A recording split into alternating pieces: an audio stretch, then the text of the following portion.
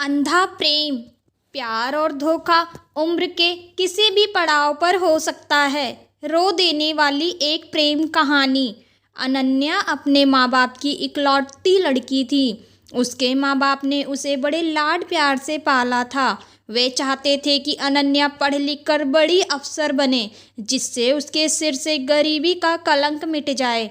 अनन्या ने जब 10वीं का इम्तिहान पास किया तो उसके माँ बाप बहुत खुश हुए। उन्होंने कस्बे के एक इंटर कॉलेज में उसका नाम लिखवा दिया।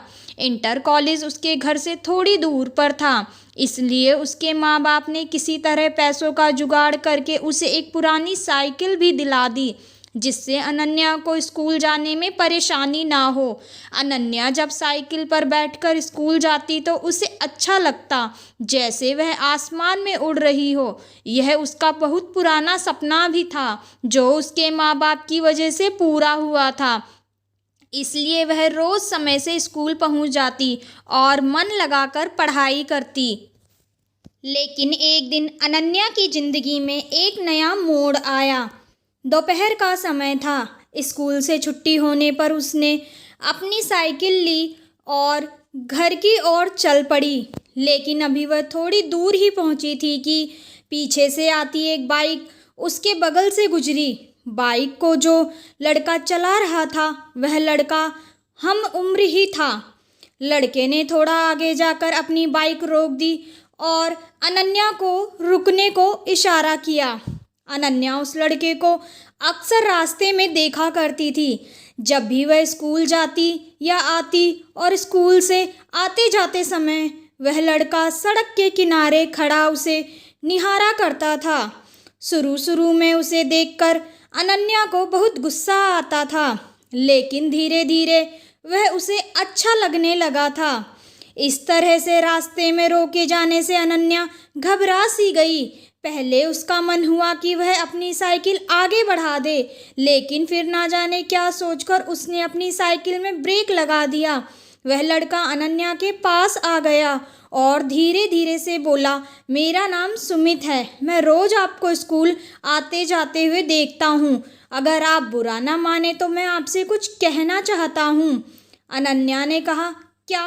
अनन्या के मुंह से सिर्फ इतना ही निकला। सुमित ने अपनी शर्ट की जेब से एक गुलाब की कली निकालकर उसके हाथ में रख दिया और उसकी मुट्ठी बंद करते हुए बोला, मैं तुमसे बहुत प्यार करता हूँ। उठते बैठते सोते जागते हर समय बस तुम्हारे बारे में सोचा करता हूँ। मुझे कुछ भी अच्छा नहीं लगता है। सुमित भी और बहुत कुछ कहना चाहता था, पर अनन्या उसके होठों पर हाथ रखकर उसे चुप करा दिया। तो आपको मेरा प्यार कबूल है? उस लड़के ने अनन्या की आंखों में आंखें डालकर पूछा। अनन्या शर्मा गई। उसने चुपचाप हाँ में अपनी गर्दन हिलाई और साइकिल पर बैठकर तेज तेज पेडल चलाती हुई अपने घर चली गई।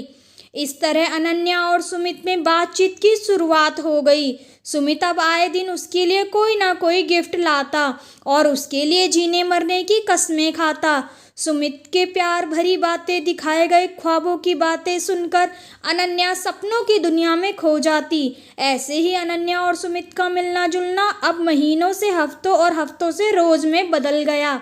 एक दिन सुमित ने अनन्या से कहीं घूमने चलने का आग्रह किया।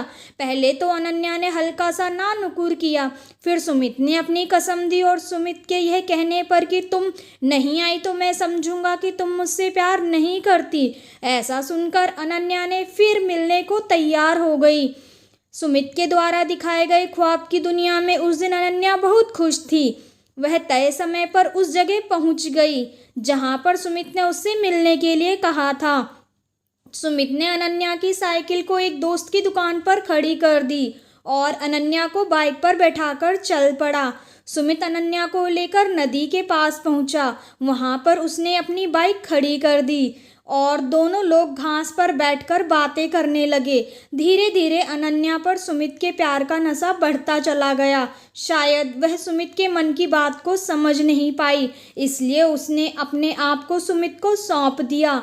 बिना सोचे समझे अनन्या ने अपनी इज्जत, अपने प्यार सुमित के हवाले कर दी और अपनी सारी हदें पार कर दी कि तभी ना जाने कहाँ से वहाँ पर 3 लड़के आ गए।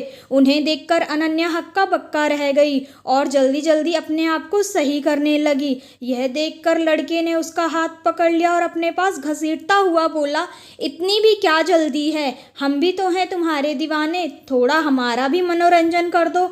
अनन्या ने कतार दृष्टि से सुमित की ओर देखा कि वह उसे इन दरिंदों से बचा लेगा, पर वह अनन्या की मदद करने की बजाय जोर जोर से हंस रहा था। यह देखकर अनन्या का हृदय चित्कार उठा, यानी कि यह सब सुमित की एक सोची समझी चाल थी। अनन्या आगे कुछ सोच ही नहीं पाई, क्योंकि वो तीनों लड़के उसके ऊपर भूखे भेड़िए की तरह टूट पड़े थे। अनन्या मदद के लिए चिल्लाती रही, वह उसे नोचते घसोटते रहे। कुछ ही पलों में अनन्या की सहन शक्ति ने जवाब दिया और वह बेहोश हो गई। लगभग 1 घंटे के बाद अनन्या को होश आया। वे तीनों लड़के और सुमित वहां से जा चुके थे। अब उसकी आंखों के आगे अंधेरा छाया हुआ था। उसके सारे सपने ध्वस्त हो चुके थे। उसे अपना जीवन समाप्त होता हुआ नजर आ रहा था। अनन्या सोचती रही कि क्यों मैंने सुमित की बातों पर विश्वास किया। पहले तो अनन्या ने सोचा कि मैं सुमित और उन दरिंदों को पुलिस के हवाले करके उनको सजा दिलवाऊंगी, पर दूसरे ही पल ख्याल आया, क्यों मैं उसके साथ बस्ती से इतनी दूर यहाँ पर आई। अब मैं क्या मुंह लेकर अपने घर जाऊंगी, अपने माँ बाप को क्या बताऊंगी, कितनी बदनामी होगी उनकी। मेरे ये हाल देखकर वे तो जीते जी मर जाएंगे। तन और मन दोनों ही तरह से इच्छा शक्ति को हार कर अब अनन्या के शरीर में बिल्कुल भी हिम्मत नहीं बची थी। वह किसी तरह घसीटती हुई नदी के किनारे पहुंची। नदी का पानी कलकल करता हुआ तेजी से बह रहा था। अनन्या ने एक बार फिर अपने माँ बाप के बारे में सोचा, लेकिन साथ ही सुमित का चेहरा भी उसकी आंखों के आगे तैर गया और इसके साथ ही क्रोध, खीज और घिन के मिले जुले भाव से उसका शरीर कांपने लगा। अनन्या ने अपने दांतों को किटकिटाया, अपने शरीर की बची कुची ताकत इकट्ठा की और धीरे से खड़ी हुई। उसने अपनी आंखें बंद कर ली, हाथों को जोड़कर मन ही मन अपने माता पिता से माफ़ी मांगी और फिर नदी में छलांग लगा दी। अगले ही पल अनन्या नदी में डूबने उतरने लगी, लेकिन अब वो ना तो वह किसी को अपनी जान बचाने के लिए पुकार रही थी और ना ही बचने के लिए संघर्ष कर रही थी। उसका मन अब भी अपने बेवफा प्रेमी के बारे में ही सोच रहा था। वह सोच रही थी कि क्यों मैंने उसकी बातों पर इतना एतबार कर लिया, क्यों मैंने उससे अंधा प्यार किया, क्यों मैं उसकी नीयत को समझ नहीं पाई। अगर मैं ऐसा कर पाती तो शायद। और फिर वह नदी की गहराई में डूबती चली गई। यह कहानी हमें यही सीख देती है कि लड़का हो या लड़की, प्रेम करो मगर अंधे प्रेमी बनकर अनन्या की तरह अंधे मत बन जाओ। सुमित जैसे भेड़िए से सावधान रहो। सच्चे प्यार की तलाश हमें कभी कभी सुमित जैसे दरिंदों के चंगुल में फंसा देती है। आपको मेरी वीडियो पसंद आती है तो प्लीज़ मेरे चैनल को जल्दी से जल्दी सब्सक्राइब करें और शेयर करें।